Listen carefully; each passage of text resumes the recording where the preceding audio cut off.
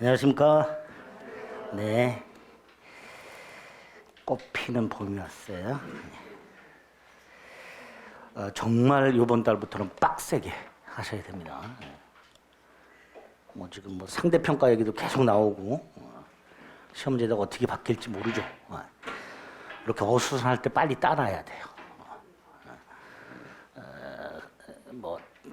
나라 전체적으로 경제도 그렇고 공부에 이렇게 집중할 수 있을 만한 그런 주위 상황은 아니죠, 그죠? 많이 어렵고 그래서 신경 쓸 것도 많고 그래요. 그럴 때 그냥 다 잊고 민법 공부를 하는 거야. 하다 보면 딱 딴 생각 나고 그러는데 그럴 때마다 마음을 좀 다잡고 3, 4월을 좀 가열차게 보내셔야 됩니다. 오늘 처음 오신 분도 계신 것 같은데 제가 카메라 보고 죽어라 이렇게 오시라고 하잖아요, 그죠? 그럼에도 불구하고 안 오신 분들이 있어요. 제가 여기 등록하신 인원이 몇 분 정도 되시는지 제가 대충 아는데 그 인원의 한 절반 정도가 학원 안 나오고 계세요, 제가 볼 때는. 그럼 이분들이 집에서 빡세게 공부를 하시냐? 지금 모니터를 보고 계신 분들은 가슴에 손을 얹고 한번 생각을 해보세요. 내가 정말 열심히 하나? 안 하시죠? 그러니까 학원에 나오셔서 억지로라도 듣고 가시면 그게 공부가 되는 거예요. 그러니까 지금도 집에서 뒹굴하고 계시는 분들 제발 학원을 좀 나오셔서 들어주시기를 부탁드리겠습니다. 정말로 부득이해서 집에서 하시는 분들은 본인이 그 계획표를 정확하게 짜세요. 학원에서 강의가 이렇게 매일 과목을 달리해서 1시간짜리로 또는 45분짜리로 3강 내지 4강이 계속 업데이트 되잖아요. 그거를 정확하게 계획표를 짜서 들으셔야 돼, 보셔야 돼요. 근데 이게 하루 딱 밀리는 순간 이게 2배, 3배로 쌓이기 시작해요. 쌓이는 순간 하기 싫어져요.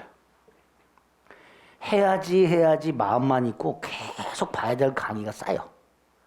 그러면 이게 봐야 될 게 밀려가지고 한 2, 3일치 밀리잖아요. 그럼 안 보게 돼요. 볼 것 같죠? 하루 날 잡아서. 밀린 드라마를 하루 날 잡아서 본다고 한번 생각해 보세요. 그게 봐요? 10시간씩? 밀린 드라마를?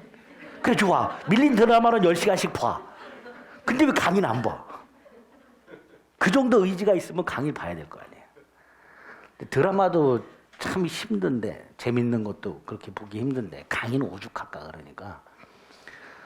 부득이 학원 못 나오신 분들은 그렇게 계획표를 싸가지고 강의 밀리지 마세요. 그게 일단 첫 번째입니다. 아시겠죠? 네.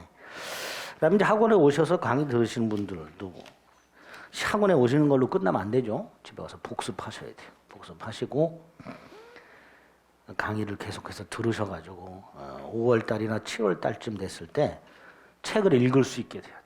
지금은 책 읽는 게 버겁죠, 그죠? 그때쯤 되면 책을 읽을 수 있도록 해야 됩니다.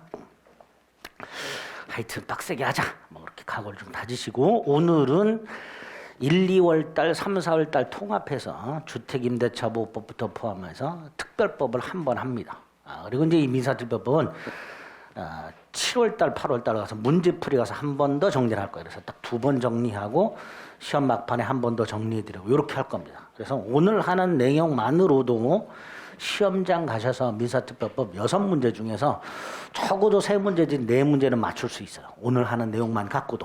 그러니까 앞으로 시험 보러 갈 때까지 오늘 강의 내용을 계속 반복해서 보다 보면 민사특별법 문제는 어렵지 않게 여러분들이 점수를 따실 수 있습니다. 그렇게 접근하시면 됩니다. 처음 하시는 분들도 들으실 수 있어요. 그러니까 귀를 쫑긋 세우고 들어주세요. 자, 교재로는 444페이지입니다. 주택임대차보호법이 나와 있어요. 자, 민사특별법에서는 총 5개 법이 있죠. 이 5개 단행법이 있고 이 단행법을 물어보는데 일단 이 5개 단행법에서 제일 중요한 게 조문이에요. 조문이 출제되는 경우가 많습니다. 그래서 제가 체크해드리는 조문은 반드시 이해 암기하셔야 됩니다. 조문이 중요하고요. 두 번째, 이 조문에 관련된 다툼. 그래서 대법원 판례가 있는데 이 판례가 좀 어려워요.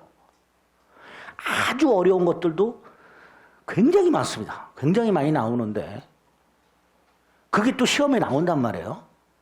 그럼 그걸 우리가 맞춰야 되잖아요. 아닙니다. 우린 틀릴 생각하셔야 돼요. 아주 어려운 판례들은 중간중간에 기출됐던 어려운 판례들은 설명을 드릴 텐데 설명을 드려도 몰라요. 어떤 상황에서 이런 판례가 나왔는지를 완벽하게 이해를 해야 되는데 그게 쉽지가 않습니다. 그러니까 맞출 수 있는 판례만 내 걸로 만드세요. 제가 설명드리는 거 이건 너무 어렵습니다. 듣고 잊어버리세요 하는 것들은 반드시 잊어버리셔야 돼요.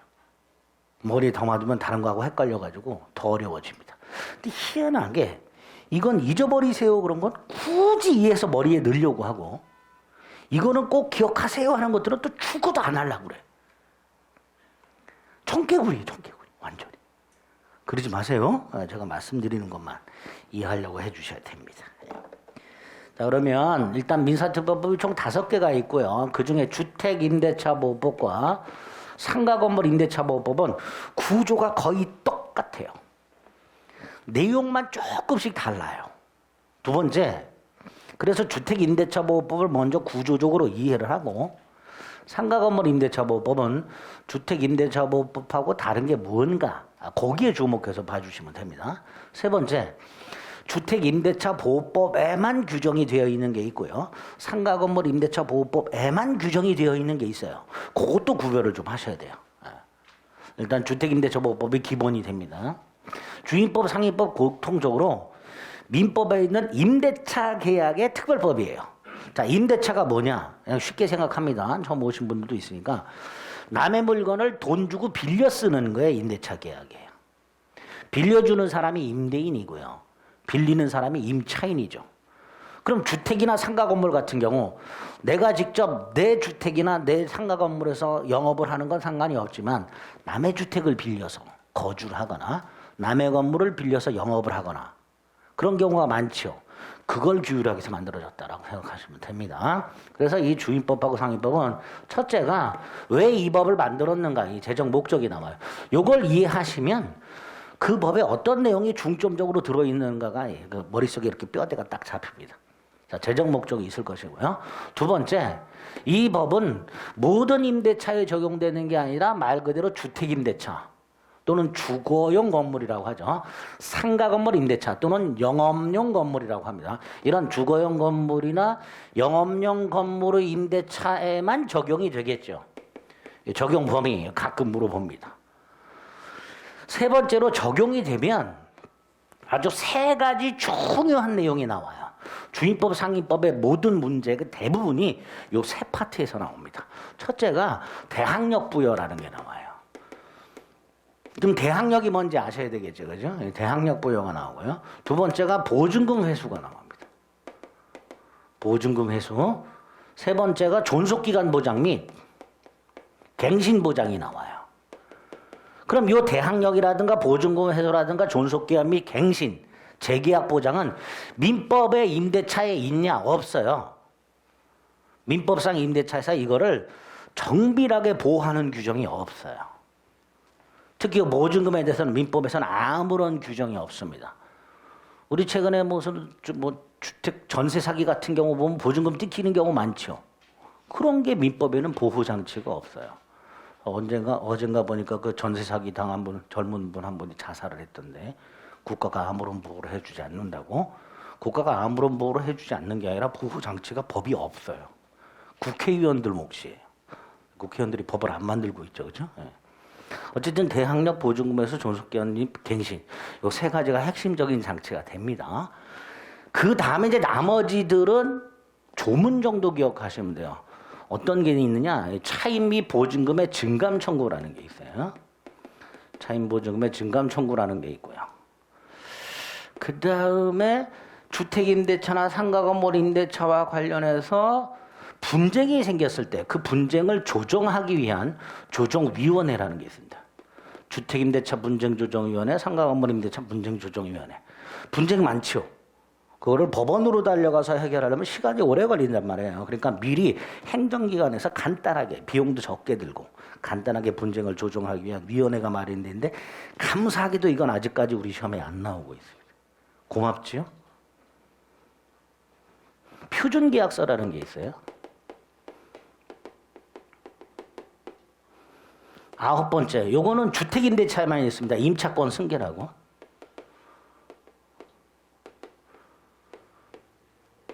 상가 건물 임대차에만 있는 게 있어요. 권리금 보호라고. 그러니까 이 두 가지는 각각 주택 임대차와 상가 건물 임대차에만 있어요. 이 정도가 기본적인 뼈대가 되는 것들이에요. 주택 임대차하고 상가 건물 임대차는 공통적으로 임차인을 보호하기 위해서 마련된 법들입니다. 그러니까 어떻게 보호하고 있는가? 그걸 핵심적으로 봐주시면 되는 거예요. 일단 목차는 이렇게 되어 있다. 그리고 주택임대차에 어떻게 규정이 되어 있으며 상가 건물 임대차는 뭐가 다른가? 거기에 주목을 하셔야 된다. 말씀드렸습니다. 그러면 444페이지에 보면 주택임대차보호법의 제정 목적이 있죠. 이 법을 만든 이유. 이 법은 객체가 나와 있어요. 모든 임대차가 아니라 주거용 건물의 임대차라고 되어 있습니다. 주거용 건물을 이제 주택이라고 부르죠. 주거용 건물의 임대차에 대해서 민법의 특례를 정해서 민법에 있는 임대차와는 다른 규정을 만들어서 국민의 주거 생활의 안정의 보장을 목적으로 한다라고 되어 있습니다. 여기서 이제 주거 생활이라는 건 간단하게 의식주 생각하시면 돼요. 의식주. 어떤 공간에서 의식주가 이루어지고 이렇다. 그게 주거용이다. 이렇게 생각하시면 됩니다. 자, 그럼 이 법을 왜 이렇게 만들어서 뭐하고 있는가? 제가 누누이 말씀드렸습니다. 갑과 을 사이에 주택 임대차 계약을 한 상태에서 갑이 주택을 팔았을 때 병이 을에게 나가달라 그러면 을은 병에게 임차권을 주장할 수가 없다 그랬어요.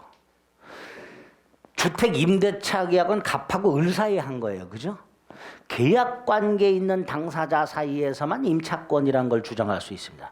임차인에게 생기는 권리가 임차권이라는 권리인데 이 임차권이라는 권리는 갑에게만 주장할 수 있어요. 왜? 을은 누구하고 계약을 했어요? 갑하고 계약을 했죠. 여러분이 학원 강의를 여기 하고 했잖아요. 그죠? 그러니까 다른 학원 가갖고 나 강의 듣겠다고 못 하는 거예요. 채권이라는 것이 그렇습니다. 임차권은 채권입니다. 이 채권은 계약 관계에 있는 상대방한테만 주장할 수가 있어요. 이런 걸 뭐라고 한다? 대항력이 없다라고 말을 해요.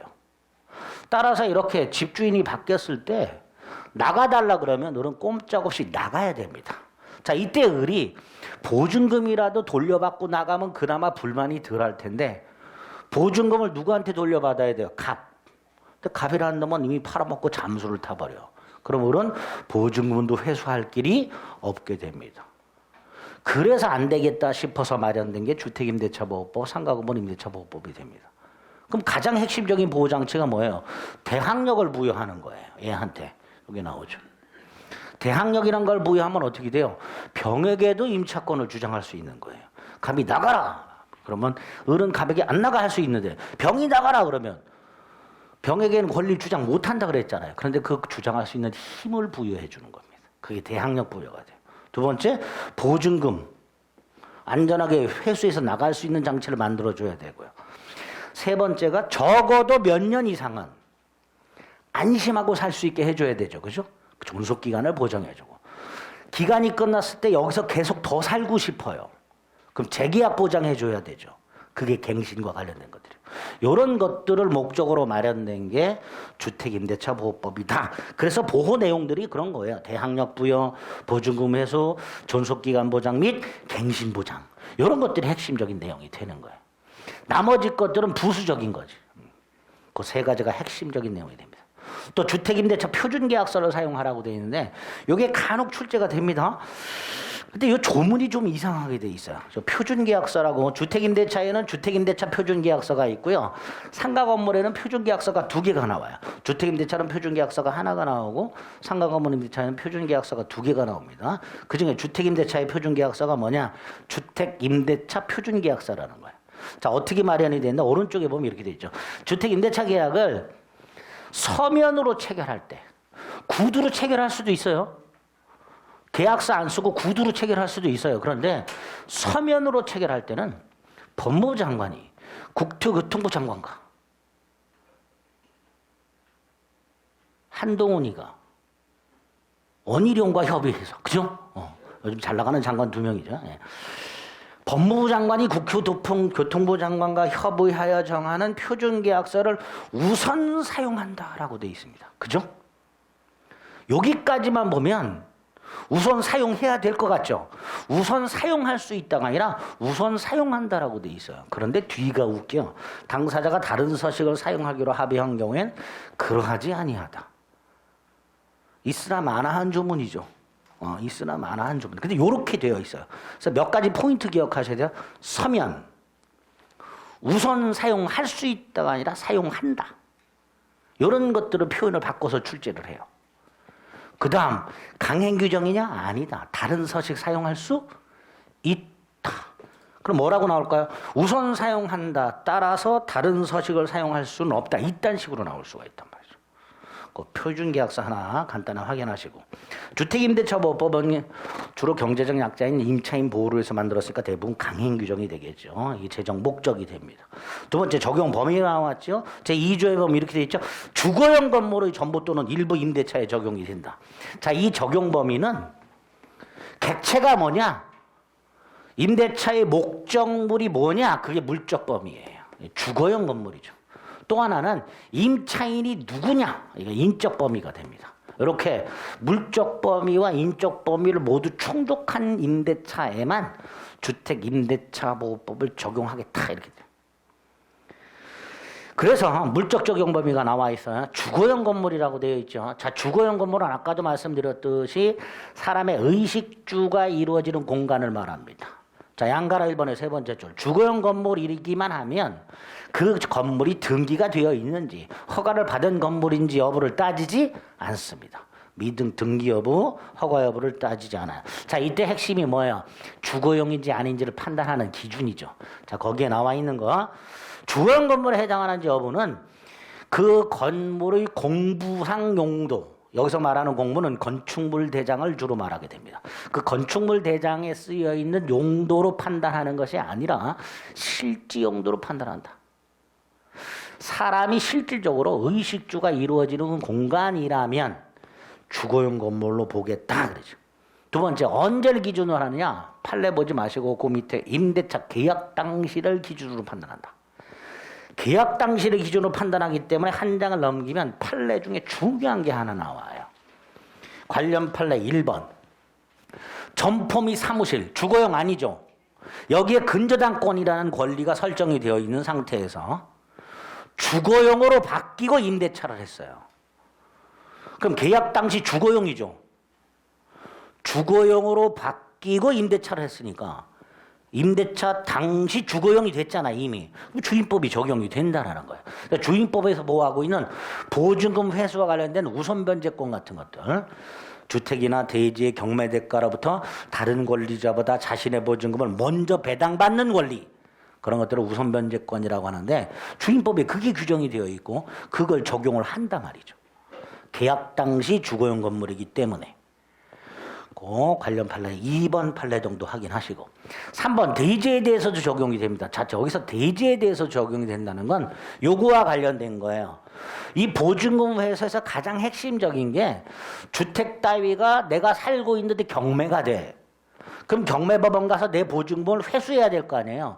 적어도 후순위 권리자보다 먼저 받아야 될 거 아니에요. 근데 임차권에는 그런 우선 변제권이란 게 없어요. 우선 변제권이라는 건 나중에 물건을 보게 되면 담보물권이라는 저당권 같은 담보물권자에게 인정되는 권리예요.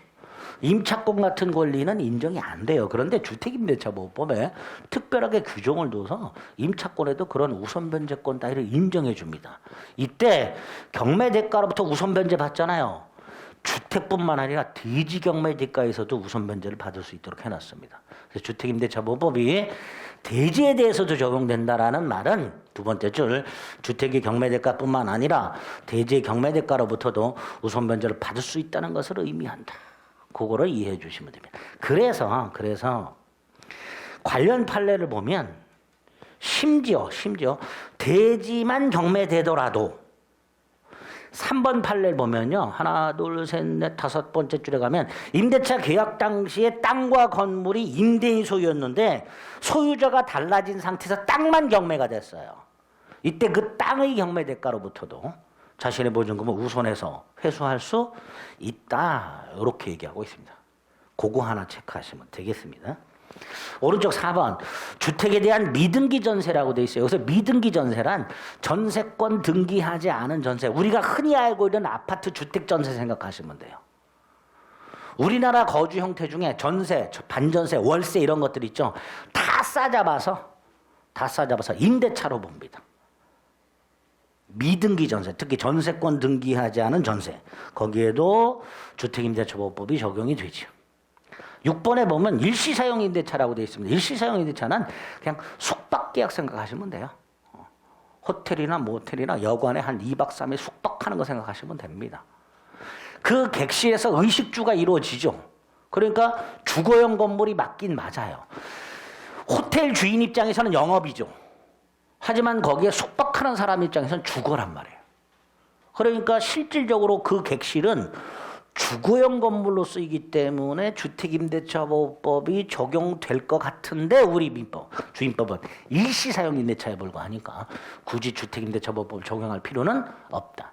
이 일시사용 임대차가 답으로 출제가 된 적이 있습니다. 박스 치고 다음 주택임대차보호법이 적용되지 않는 것은 해서 일시사용 임대차가 답으로 나온 적이 있습니다. 자, 이게 물적 적용 범위입니다. 두 번째 인적 적용 범위는 임차인이 누구냐의 문제인데 요거는 요 재정 목적으로부터 나와요.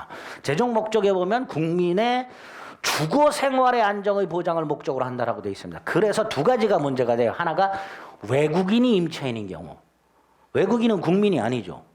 그러니까 주임법이 적용되느냐의 문제가 생기는데 적용된다라는 게 지방법원 판례입니다. 외국인. 또 하나가 법인이에요. 법인도 법상으로는 국민입니다. 하지만 주거 생활을 못해요. 그죠? 민법에서 말하는 국민이란 자연인하고 법인 둘을 말해요. 그중에 법인, 주거 생활을 할 수가 없죠. 그러니까 법인의 주거 생활이라는 게 없으니 법인의 주거 생활의 안정의 보장 이런 건 있을 수 없으니까 법인이 임차인인 경우에는 주임법이 적용되지 않습니다. 근데 이게 지문이 어떻게 나오냐면 주택임대차보호법이 적용이 되고 얘가 만약에 대항력이라는 걸 갖추면 이 대항력이 뭐였어요? 병에게도 권리를 주장할 수 있다잖아요. 그죠? 그런데 주임법은 여기서 더 나아가서 주택을 양수한 자가 임대인 지위를 승계한 걸로 본다 이렇게 놨어요. 병이 임대인 지위를 승계하는 걸로 봐요. 그러니까 병이 임대인이 되는 거예요. 그게 주택임대차보호법의 대항력의 뜻이에요. 원래 대항력은 을이 병에게 권리를 주장할 수 있다. 이게 원래 대항력인데 주택임대차보호법은 더 나아가서 주택 양수인이 임대인 지위를 승계한 것으로 본다 이렇게 놨어요. 주임법이 적용이 되면 병이 갑의 지위를 승계해요. 그런데 얘가 법인이야. 그럼 주임법이 적용 안 되죠. 적용이 안 돼. 표현이 뭐라고 나와요? 양수인은 임대인 지위를 승계하지 않는다 이렇게. 시험 문제가 이렇게 출제가 되죠. 법인이 임차인인 경우에 주택이 양도되었을 때 양수인은 임대인 지위를 승계한 것으로 본다. 틀린 지문이 됩니다. 그게 원칙이에요. 그래서 법인이 임차인인 경우에는 원칙적으로 주택임대차보호법이 적용되지 않고 관련 판례 뭐라고 되어 있어요? 법인에게 주택을 임대한 경우에 임대인이 주택을 팔아먹더라도 주택을 산 사람이 임대인 지위를 당연히 승계하는 것은 아니고라고 되어 있죠. 그죠? 이거를 승계한다라고 출제를 한단 말이죠. 자, 원칙적으로 법인이 임차인인 경우에는 주임법이 적용이 안 됩니다. 그런데 예외가 두 개가 있더라고요. 예외가. 하나는 무주택자의 주거생활 안정을 보장하기 위해서 국가가 주택을 임대하여 재임대 사업을 하는 경우가 있습니다. 토지주택공사나 지방공사가 그런 걸 하죠. 갑소유주택을 공사가 빌려가지고 무주택 서민에게 재임대 사업을 하는 경우가 있고요.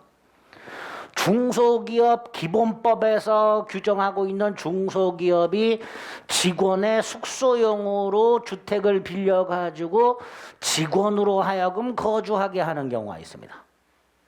이럴 때는 요 무주택 서민, 입주자로 선정된 무주택자 을이나 직원 을이 이 주택에 거주하면서 주민등록을 하게 되면 요 공사나 중소기업이 대항력을 갖추도록 해놨습니다. 즉 법인이 임차인인 경우에도 예외적으로 주택임대차보호법이 적용되는 경우가 있더라. 두 가지. 그 예외 두 가지를 기억을 해주시면 되겠습니다. 마지막으로 임차인이 외기는 경우에 적용된다 그랬습니다. 다음 페이지에 적용이 문제되는 경우가 몇 가지가 있는데 그중에 이번에 가장임대차라고, 가장임대차가 뭐예요? 가짜임대차죠. 실제로 주거 생활할 목적이 없이 자신이 빌려준 돈을 회수하기 위해서 가짜임대차 계약을 하는 경우 뭐 당연히 적용될 리가 없겠죠. 그 다음 중요한 게 3번입니다. 임대인이 주택 소유자가 아닌 경우, 자 주택 소유자가 아닌데 임대 권한이 있는 사람이 있어요. 누가 있냐? 한 사람 기억합니다. 주택 명의 신탁자. 기억합니다. 갑소유 주택인데 갑이 부인 을의 이름으로 등기를 해놨어요. 사업하는 사람들 자기 이름으로 부동산 안 갖고 있잖아요.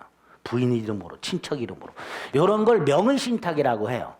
부동산을, 내 거를 남의 이름으로 등기하는 거. 그걸 명의신탁이라고 합니다. 나중에 마지막 민사처벌법 부동산 실권리자 명의등기에 관한 법률 가서 자세히 볼 거예요. 오늘 지금은 이름 빌려. 그래서 갑소유 주택인데 을의 이름으로 해놨어. 그래서 등기상으로는 을이 소유자처럼 보여. 갑은 소유자가 아니야. 하지만 이 갑과 임대차 계약을 했어. 주임법이 적용된다. 임차인은 보호받는다. 그게 판례의 태도예요. 그래서 관련 판례 보면 두 번째 줄에 주택 소유자는 아니지만 주택에 관하여 적법하게 계약을 할 수 있는 권한을 가진 자. 이게 누가 있냐? 명의 신탁자. 다섯 번째 줄에 있죠. 그죠? 주택 명의 신탁자와 주택 임대차 계약을 맺은 임차인은 보호를 받는다. 주택 임대차 보호법이 적용된다. 이렇게 기억을 해두시면 되겠습니다. 자, 이렇게 최종 목적과 적용 범위를 봤어요. 그리고 핵심적인 보호장치 세 가지를 보면 되죠. 첫 번째가 뭐예요? 대항력을 부여하죠. 자, 그래서 원래 대항력이 뭐예요?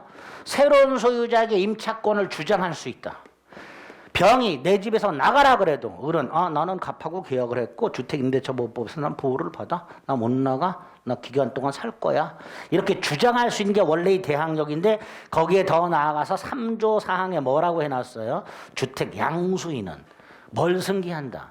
임대인 지위를 승계한 것으로 본다. 민법에는 이런 규정이 없어요. 주임법에만, 상임법에만 있습니다. 자, 여기서 그 병이 임대인 지위를 승계한다. 핵심이 뭘까요? 보증금 반환 의무. 핵심이 뭐라고요? 보증금 반환 의무. 병이 나중에 을에게 보증금을 돌려줘야 됩니다. 그게 핵심이 되는 거죠. 어쨌든 양수인은 임대인지를 승계한 걸로 봅니다.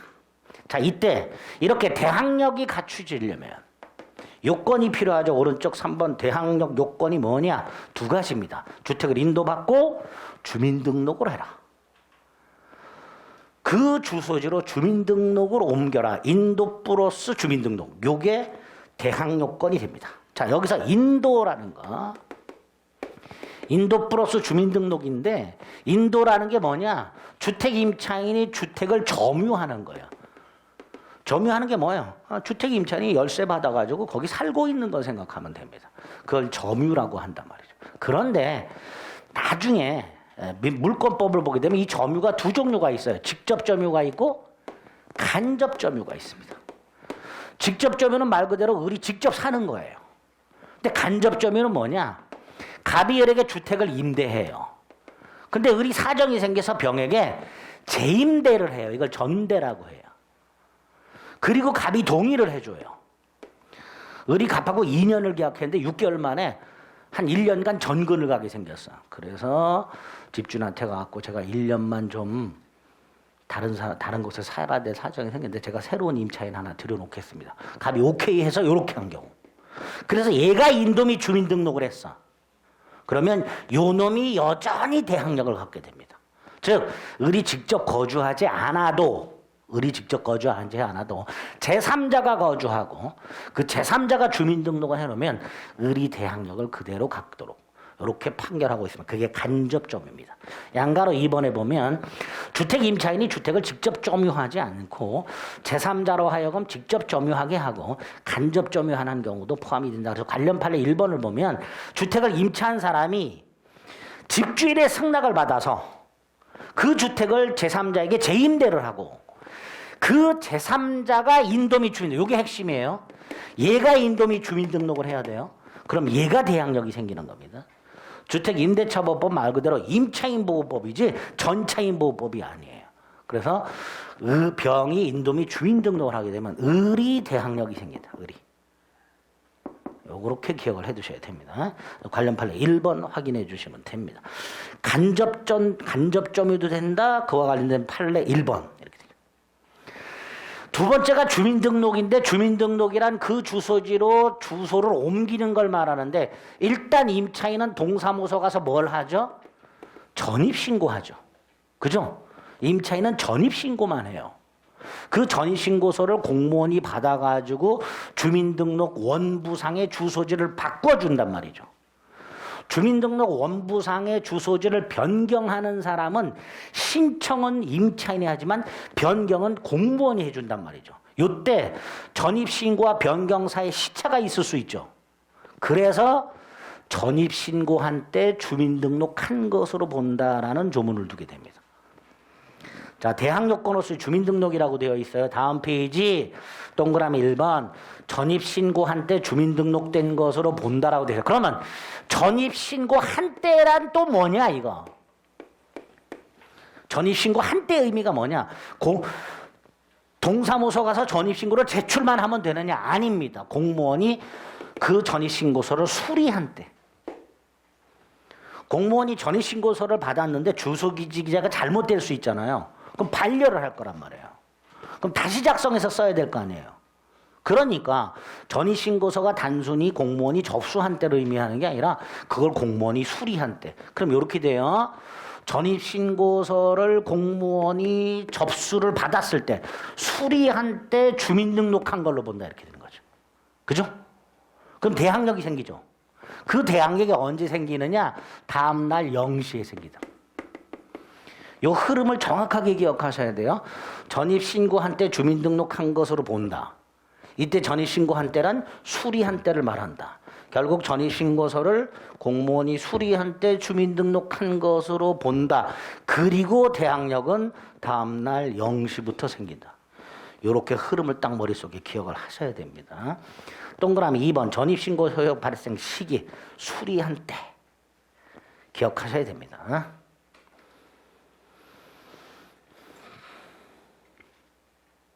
그래서 관련 판례 2번을 보면 내가 정확한 지번과 동호수로 주민등록 전입신고서를 작성 제출했어. 그런데 공무원이 착각을 해서 이거 잘못됐다고 반려해서 공무원 요구대로 수정신고해서 그게 수리가 됐어. 근데 거기에 주소지가 잘못돼 있어. 대항력이 생긴다 안 생긴다? 안 생긴단 말이죠. 수리한 때 정확한 주소지로 기재가 되어야 대항력이 생기기 때문에. 그래서 관련 판례 2번이 있습니다. 자, 2번에 동그라미 1번. 주민등록이 유효하려면 전입신고 당시 공부상 주소지와 일치해야 되는데 이때의 공부는 토지대장 또는 건축물대장 또는 등기부 적어도 어느 하나하고는 일치를 해야 돼요. 불일치하면 대항력이 인정된다 안 된다? 안 되겠죠. 관련 판례가 있습니다. 1번 전입신고를 올바로 했어요. 아까 올바로 한 전입신고서가 수리가 되면 당연히 대항력이 생겨야 되죠. 공무원이 잘못 주소지를 기재했다 하더라도 그게 1번 판례죠. 그래서 관련 판례 1번, 그 관련 판례 1번 하고요. 위에 관련 판례 2번하고 구별하셔야 돼요. 위에 관련 판례 2번은 공무원이 요구해서 수정신고서가 수리가 됐는데 주소지 기재가 잘못된 거고요. 가운데 있는 관련 판례 1번은 제대로 신고를 했는데 공무원이 주민등록 원부상의 주소를 잘못 기재한 거예요. 다르죠? 그러니까 중간에 있는 1번 판례는 대항력이 인정이 되겠죠. 그 다음 중요한 게 동그라미 2번이죠. 임차인 자신의 주민등록이어야 되느냐? 아닙니다. 동거가족의 주민등록으로도 충분하다라는 게 판례예요. 그러니까 내가 가족하고 주민등록을 옮긴 상태에서 나만 전출했어. 대항력이 그대로 유지된다라는 게 판례예요. 동거가족의 주민등록으로도 충분하다. 그 다음 동그라미 3번은 주택이 어떤 종류냐에 따라서 주소 기재의 정도가 달라지는데 다 필요 없고 다가구하고 다세대만 구별하시면 됩니다. 다가구는 단독주택이기 때문에 집업만 기재하면 돼요. 반면에 다세대는 연립 같은 집합 건물이기 때문에 동호수까지 기재를 해야 대항력을 인정해주고 있습니다. 다가구하고 다세대 구별하시고. 양가라 3번. 이 주민등록은 대항력을 취득하기 위해서 필요하죠. 앤드 존속하기 위해서도 필요해요.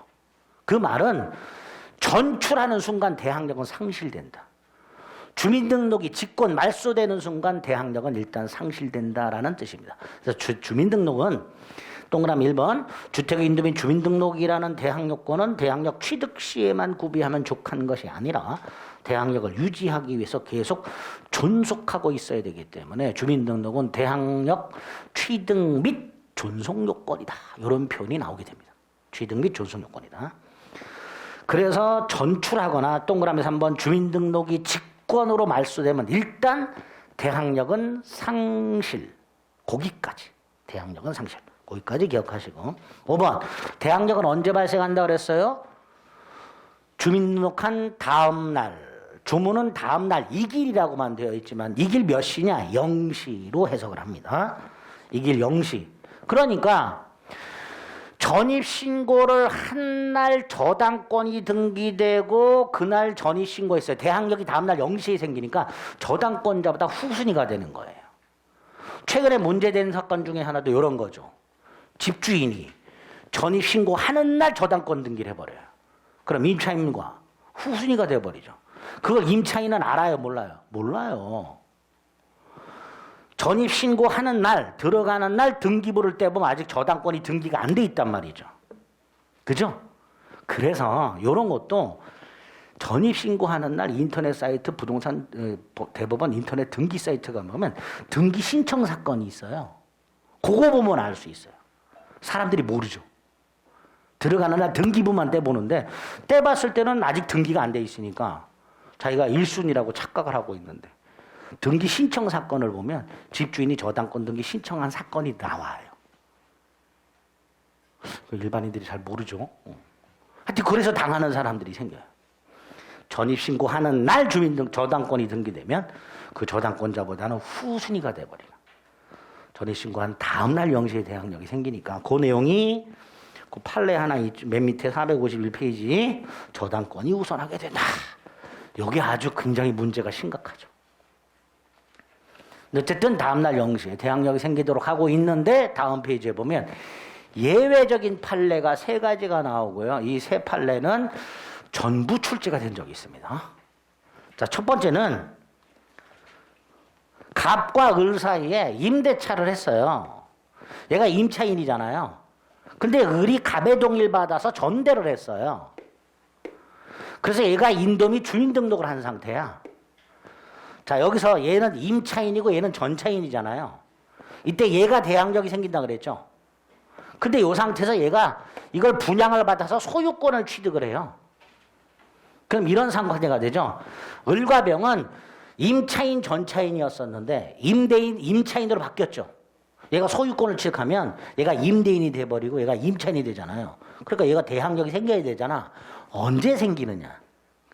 요 을이 소유권을 취득한 즉시. 그게 첫 번째 판례입니다.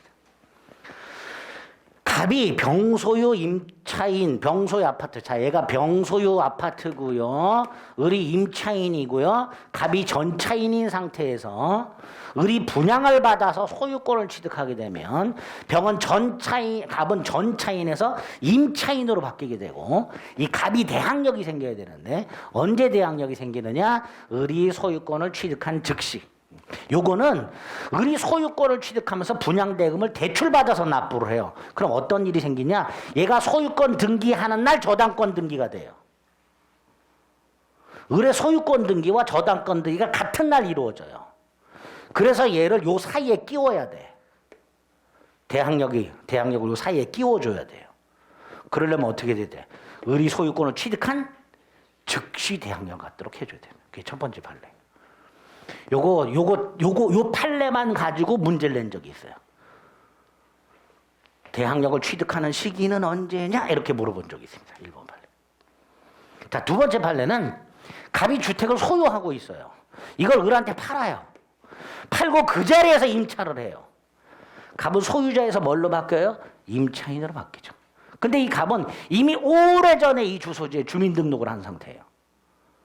그러니까 대항력을 언제 취득하냐의 문제가 생기겠죠? 언제 취득하느냐? 을에게 소유권 이전 등기한 다음날 0시.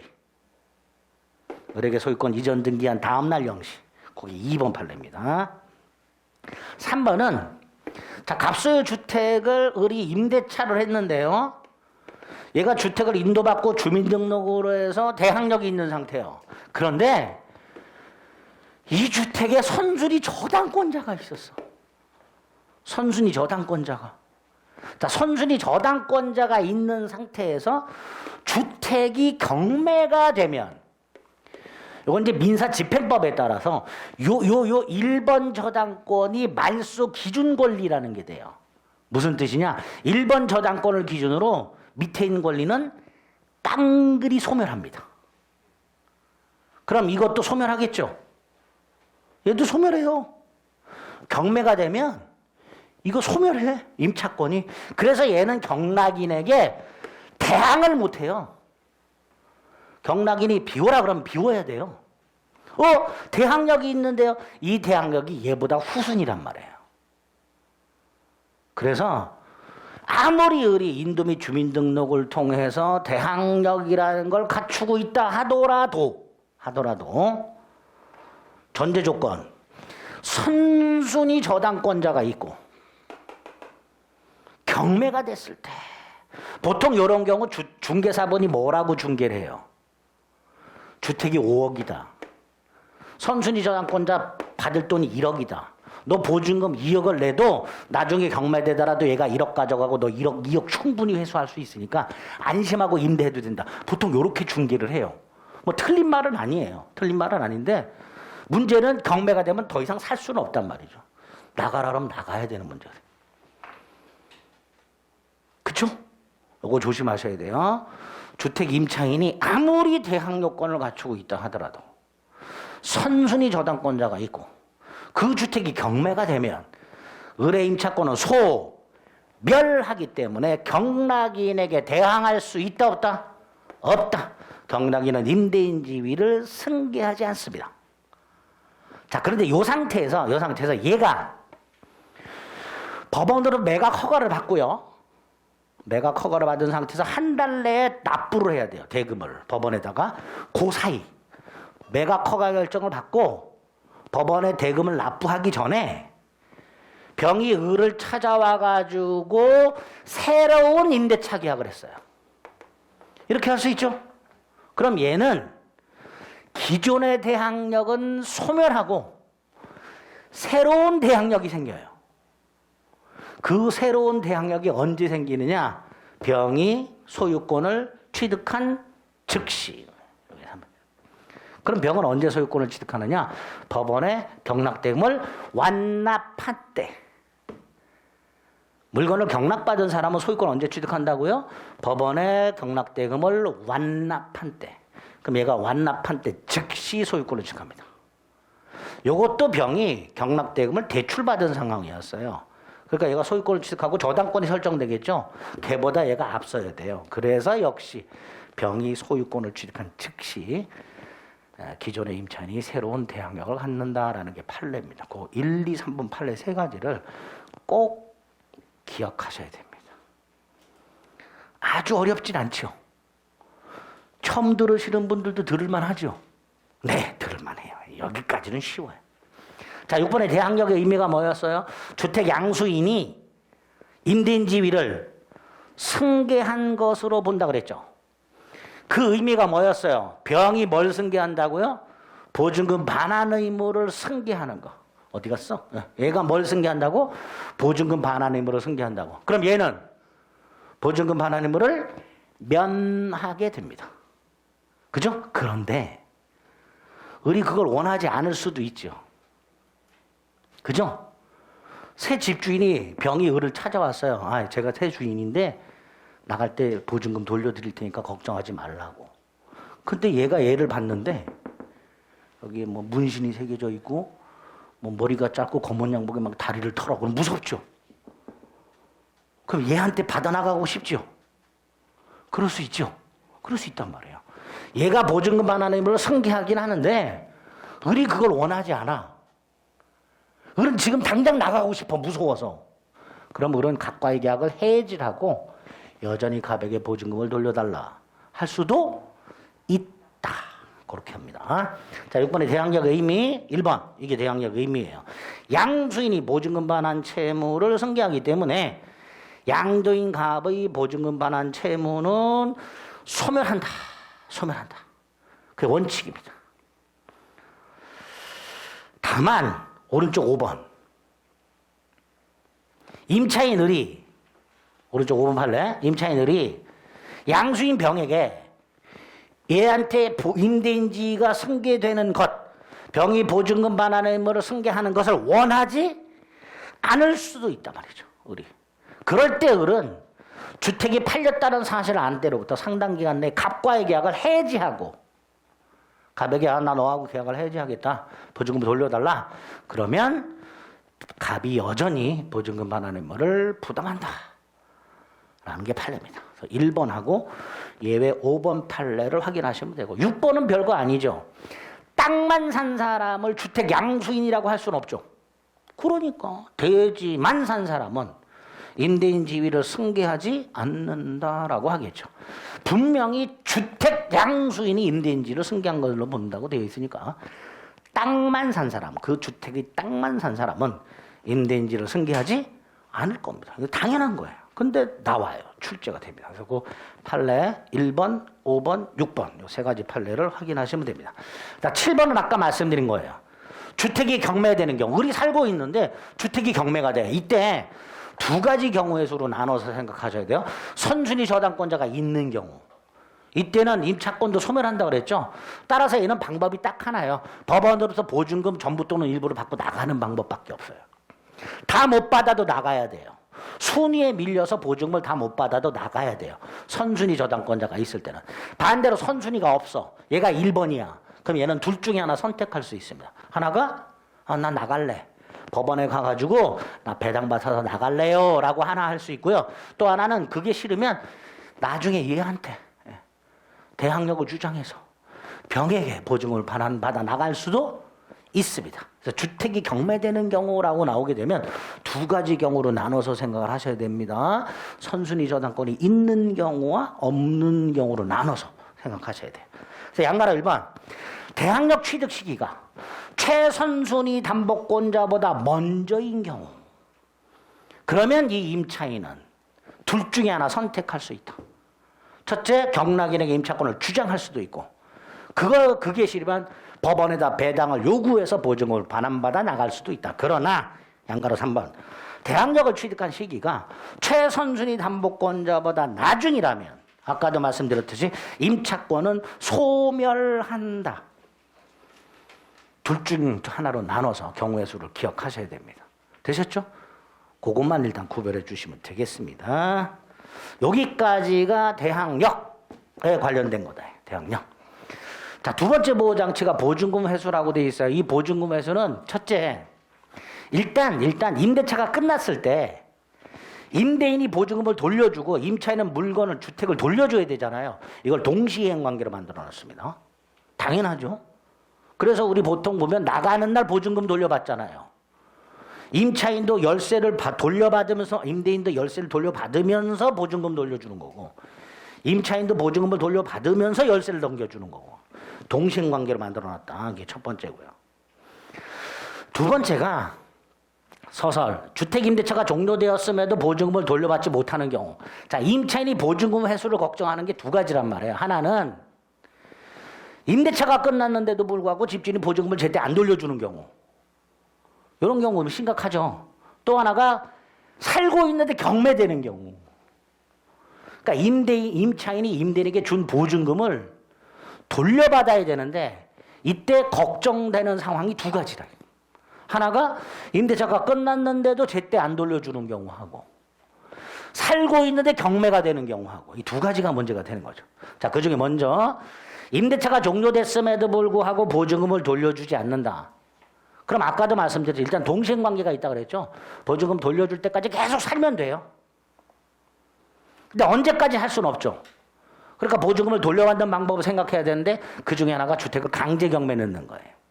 근데 강제 경매를 하려면 그 경매를 정당화하는 서류가 필요해요. 경매법원에 주거용 건물을 경매를 신청하려면 이 경매 신청을 정당화시키는 서류가 필요해요. 그거를 민사집행법에서는 집행권원이라고 합니다. 자, 이 집행권원의 대표가 뭐느냐? 승소 확정 판결문이에요. 그럼 결과적으로 임차인은 임대차가 끝났는데도 불구하고 임대인이 보증금을 돌려주지 않으면 첫째, 돌려받을 때까지 계속 거주할 수 있다. 동시양변권. 두 번째, 임대인을 상대로 보증금 반환 소송을 제기해서 승소 확정 판결을 받아가지고 그 승소 확정 판결문을 집행권원으로 해서 법원에다 뭐 할 수 있다? 경매를 신청할 수 있다. 그런데 이 경매 신청, 이걸 집행개시라고도 합니다. 근데 민사집행법 41조에서는 동시행관계에 있는 자가 상대방 목적물에 대해서 집행을 개시하려면 자신의 반대 의무를 이행하라고 돼 있어요. 그게 민사집행법 41조예요. 그럼 아까 임대인이 보증금 반환과 임차인이 목적물 명도가 동시행관계라고 그랬죠. 이 동시행관계에 있는 임차인이 주택을 경매 신청하려면 자신의 반대 의무를 이행해야 돼요. 즉 집을 명도해야 돼요. 그런 문제가 생겨요. 민사집행법에서는. 그죠? 그런데 이때 임차인이 집을 비우는 순간 대항력이 사라져요. 우선변제권도 사라져요. 문제가 심각하죠. 그러니까 주임법에서 뭘 만들어야 돼요? 집을 비우지 않고도 경매를 신청할 수 있도록 해줘야 되겠죠. 그래서 마련된 거, 중요한 거. 2번의 양가로 2번. 주임법은 임차인이 주택을 임대인에게 인도 또는 명도할 필요 없이 주택에 대해서 강제 경매를 신청할 수 있도록 특별 규정을 두고 있다. 즉 임차인이 주택에 대한 보증금 반환 청구 소송 확정 판결을 집행권원으로 하여 경매를 신청할 때, 집행을 개시할 때 집행 개시 요건에 관한 민사집행법에도 불구하고 집을 비우라고 되어 있는 민사집행법 규정에도 불구하고 그 반대 의무, 집을 비우는 것은 집행 개시 요건으로 하지 아니한다. 조문이 좀 어렵게 되어 있어요. 그냥 깔끔하게 주택을 명도하지 않더라도 경매를 신청할 수 있다 그러면 이해가 빠른데 조문은 그지같이 민사집행법 규정에도 불구하고 반대 의무 이행이나 이행 제공을 집행 개시 요건이 아니다. 이런 식으로 규정을 해놨단 말이죠. 출제는 이렇게 조문이 출제가 됩니다. 자, 이 의미가 뭐라고요? 집을 비우지 않고도 경매를 신청할 수 있다. 그다음 그 위에 거 양가로 1번 보증금 반환 청구 소송. 일단 소송이란 건 기본이 6개월이야. 가장 말라도 6개월이에요. 너무 오래 걸리죠. 그래서 절차의 신속을 위해서 소액사건 심판법, 민사소송법이 아니라 소액사건 심판법 규정을 보증금 액수와 상관없이 소액사건 심판법 규정을 준용하도록 하고 있습니다. 자, 보증금 반환 청구 소송과 서고 1번, 2번 두 개 기억하시고 그 다음 주택이 경매가 될 때 보증금 회수가 문제가 된다 그랬죠. 그래서 주택이 경매가 되면 그 경매 대가로부터 임차인은 보증금을 후순위 권리자보다 우선해서 배당받을 수 있는 길을 열어놨어요. 이걸 보증금의 우선 변제권이라고 부릅니다. 원래 임차권은 우선 변제권이라는 게 없어요. 그런데 주택임대차나 상가원문임대차에서는 임차인이 보증금을 경매대가로부터 후순위 권리자보다 먼저 배당받을 수 있는 길을 열어놨습니다. 그게 3번의 우선 변제권이죠. 1번의 동그라미 1번 이게 뜻이죠. 이 우선 변제권은 후순위 권리자보다 경공매대가로부터 우선 변제를 받을 수 있도록 하고 있습니다. 그 의미 하나 기억하시면 되고요. 그 두 번째 오른쪽 양가로 2번 나머지 보지 마세요. 우선 변제 요건이 뭐냐? 우선 변제 받으려면 일단 대항 요건을 갖췄다는 전제에서 계약서에 확정일자라는 걸 받아야 돼요. 요 확정일자 가지고 권리의 선후를 판단해야 되기 때문에 반드시 계약증서상에 확정일자를 받아둬야 됩니다. 그래서 오른쪽 2번에 동그라미 1번 요건, 기억 대항 요건과 확정일자 이렇게 됩니다. 그래야 경매대가로부터 후순위 권리자보다 우선 변제 받는데 이때 확정일자를 받았는데 이거 언제까지 유지해야 되느냐? 배당 요구 종기까지 존속하고 있어야 우선 변제를 받게 됩니다. 대항 요건까지 유지를 해야 되는데 언제까지 유지해야 된다? 배당 요구 종기라고 해서 법원이 정해놓은 날짜가 있어요. 이 땅이 이 주택이 경매가 된다. 돈 돌려받을 사람들은 법원에 신고해라. 그걸 배당 요구라고 합니다. 그리고 날짜를 박아요. 언제까지 신고해라. 그게 배당 요구 종기라는 날짜예요. 적어도 그 배당 요구 종기까지는 대항 요건을 유지해야 우선 변제를 받을 수 있습니다. 그래서 그 요건 기억과 관련 판례 기억하시면 됩니다. 자, 이 보증금 우선 변제는 내용이 굉장히 복잡하고 어렵기 때문에 시험 문제 그렇게 자주 출제되진 않아요. 그러니까 지금 체크해 드린 거 우선 변제의 의미하고 요건과 배당 요구 종기까지 존속 그거까지만 기억하시고 한 장을 넘깁니다. 확정일자라는 게 나왔어요. 그죠? 이 확정일자에서 나올 만한 건 딱 하나입니다. 동그라미 2번. 확정일자 요건이라고 되어 있는데 계약서에 받는 거잖아요. 그죠? 자, 이때 확정일자가 확정하는 게 두 개예요. 하나가 날짜 확정하는 거고요. 또 하나가 보증금액. 요 두 가지를 확정하는 거예요. 보증금액. 요 두 가지를 확정하는 거예요. 주소지 같은 거 확정해야 안 해요? 안 해요. 주소지 같은 거. 주소지는 전입신고서 갖고 판단하면 되는 거고 따라서 그 판례가 그 기억이 있죠. 확정일자를 받은 계약서가 진정하게 작성된 이상 그 계약서의 목적물 표시에 아파트 명칭과 동호수를 누락했다 하더라도 확정일자는 효력이 있다. 즉 우선 변제 받을 수 있다. 다시 한번 확정일자가 확정하는 게 뭐라고요? 날짜하고 보증금액. 그 두 가지를 확정하는 거예요. 그래서 관련 판례. 확정일자를 찍어놓은 보증금이 1억이었는데 나중에 이걸 1억 5천으로 변경을 했어요. 근데 중간에 저당권자가 있어. 확정일자는 요거 확정한 거라고 그랬죠. 그러니까 요 증액한 거 요건 요 저당권자보다 우선 변제 받을 수 있다 없다? 없다. 저당권자보다 우선 변제권을 주장 못 한다. 이렇게 되죠. 그래서 확정일자가 확정하는 거 두 개. 날짜와 보증금액. 그거 기억하시면 됩니다. 그래서 456페이지에 동그라미 2번 확정일자 요건 기억과 관련 판례까지만 생각하시면 돼요. 기억과 관련 판례. 그 다음에 오른쪽에 보면 임대차 존속중 우선 변제라고 다시 한번 주택이 경매가 되고 있을 때 최선순위 저당권자가 있다면 얘는 법원에 배당을 요구해서 보증금 돌려받고 전부가 됐든 일부가 됐든 받고 나가는 것밖에 없다 그랬죠. 방법이. 반면에 최선순위 저당권자가 없다. 그리고 경매가 된다. 그럼 얘는 경락인에게 대항력을 주장할 수 있죠. 요놈 보호장치. 4번의 동그라미 1번 임대차 존속 중에 457페이지 위에서 두 번째 줄 주택이 경매가 되는 경우에 대항력 있는 임차인이라고 되어 있죠. 여기서 말하는 대항력이란 말은 이걸 말하는 거야. 경락인에게 대항할 수 있는 이런 뜻이에요. 여기서 말하는 대항력 있는 임차인이란 경락인에게 대항할 수 있는 이런 뜻이에요. 다시 말해서 선순위 저당권자가 있다 없다? 없다. 임차인의 대항 요건이 최선순위다 이런 뜻이에요. 자, 그렇게 임대차 존속 중에 주택이 경매되는 경우에 경락인에게 대항할 수 있는 임차인은 둘 중에 하나. 경락인에게 임차권을 주장하거나 그게 싫으면 법원에 배당을 요구해서 보증금을 1순위로 배당받아 나가거나 둘 중에 하나를 뭐 할 수 있다? 선택. 그게 4번의 동그라미 1번이죠. 관련 판례 1번이죠. 최선순위의 대항력을 갖고 있는 주택 임차인은 그 가로 안에 있는 건 제가 가피를 한 거예요. 주택 임차인은 양수인 즉 경락인에게 보증금을 돌려받을 때까지 임대차 관계를 존속을 주장할 수 있는 권리와 보증금에 관해서 경매대가에서 우선 변제받을 수 있는 두 가지 권리를 모두 갖고 있게 되고 둘 중에 하나를 뭐 할 수 있다? 선택해서 행사할 수 있다. 자, 그러면 얘가 첫 번째로 선택을 해요. 선순위가 없는데 경매가 돼요. 얘가 첫 번째로 선택을 해. 법원에 배당을 요구해.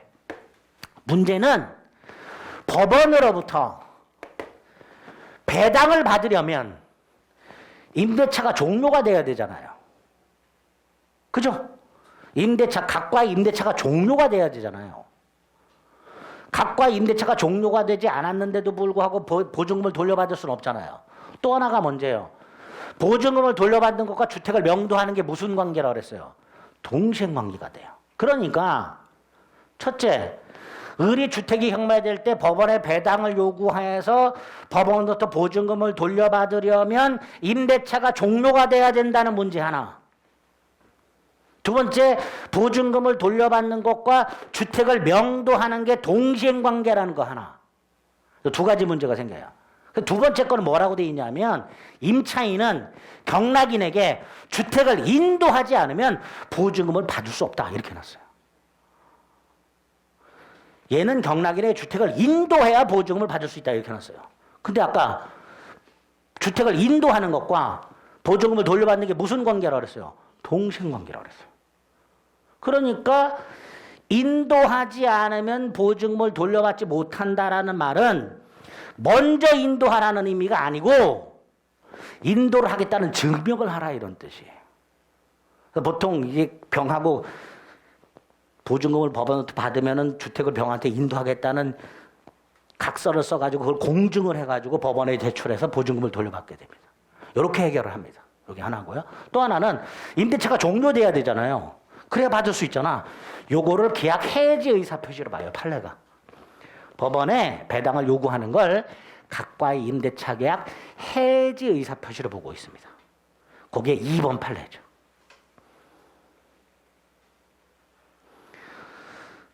임대차는 그 6번째 줄 보면 임차인의 배당 요구에서 해지로 종료가 된단 말이죠. 그래서 동그라미 2번 임대차 존속 중에 경매가 될 때 보증금을 돌려받으려면 이 임대차가 종료가 돼야 되는데 그래서 법원은 배당 요구를 뭐로 본다? 계약 해지 의사 표시로 보고 있다 말이죠. 그죠? 2번 또 확인하시고 나머지는 뭐 지금 딱히 보실 필요가 없습니다. 다음 페이지 보면 판례가 우글우글인데 다 필요 없고요. 밑으로 쭉 내려가면 동그라미 3번이 있습니다. 자, 우리는 지금 을이 살고 있는데 주택이 경매가 될 때, 두 번째 주택에 최선순위 권리자가 없을 때 을이 선택할 수 있는 두 가지와 관련된 문제. 하나는 법원에서 받으려면 종료가 돼야 된다. 배당 요구를 해지 의사 표시로 본다. 인도하지 않으면 받을 수가 없다. 요거죠. 3번. 임차인은 주택을 양수인에게 458페이지 밑에서 4번째 줄, 5번째 줄. 임차인은 주택을 양수인에게 인도하지 않으면 경매법원부터 보증금을 수령할 수 없다. 그런데 뭐라 그랬어요? 보증금을 돌려받는 것과 인도가 동생관계라 그랬죠. 그러니까 먼저 인도하라는 의미는 아니다 말이죠. 간혹 가다가 동그라미 3번 임차인은 임차주택을 양수인에게 먼저 인도하지 않으면 하고 먼저라는 글자를 슬쩍 넣어가지고 틀린 지문으로 만들어요. 그거 잘 못 찾습니다. 돌아버립니다. 이렇게 나오면. 먼저라는 말은 빠져야 돼요. 인도하지 않으면 수령하지 못한다. 여기서 먼저 인도하라는 의미는 아니다. 판례가. 인도 증명을 하라. 그런 의미가 됩니다. 됐죠? 그리고 오른쪽 맨 위에 아까 말씀드렸듯이 주택이 경매가 되면 임차권은 소멸이 원칙이에요. 그런데 거기 뭐라고 돼 있어요? 보증금이 모두 변대되지 아니한 대항력 있는 임차권이라고 돼 있죠. 이때 대항력이 누구에 대한 대항력이라고요? 경락인에 대한 항력. 배당을 요구 안 했어요. 보증금 안 받았죠. 경락인에게 대항할 수 있죠. 그럼 소멸하지 않는다 그런 뜻입니다. 그래서 아까 말씀드린 대로 최선순위라면 둘 중에 하나 선택할 수 있다라는 말이 요것 때문에 나오는 거예요. 배당을 요구하지 않았다. 보증금을 돌려받지 못했다. 경락인에게 대항할 수 있다. 임차권은 소멸하지 않는다. 이렇게 된 거예요. 예? 그렇게 이해를 해주시면 되겠습니다. 일단 보증금에 대한 후손이 권리자보다 우선 변제 받는 거, 요 정도 체크하시면 됩니다. 몇 개 더 남았어요. 460페이지. 이거 잠시 쉬었다가 보겠습니다.